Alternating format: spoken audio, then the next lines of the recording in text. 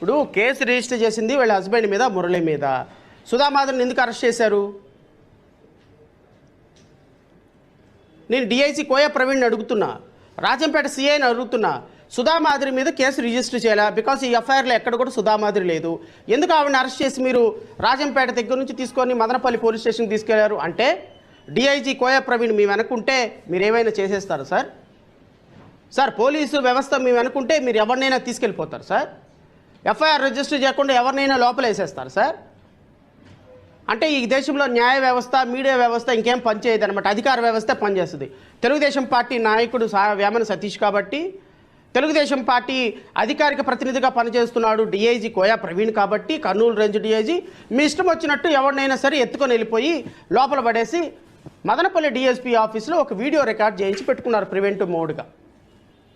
Preventive మోడ్గా ఒక Madanapalle DSP ఆఫీసులో record చేసుకొని, ఈవిడ ఏ రోజైతే మీడియాకు వచ్చి బ్లాస్ట్ చేసి సార్ ఇదిగో ఈ విధంగా నా దగ్గర డబ్బులు తీసుకున్నాడని చెప్పిన సాయంత్రానికి ఈ వీడియో రిలీజ్ చేశారు.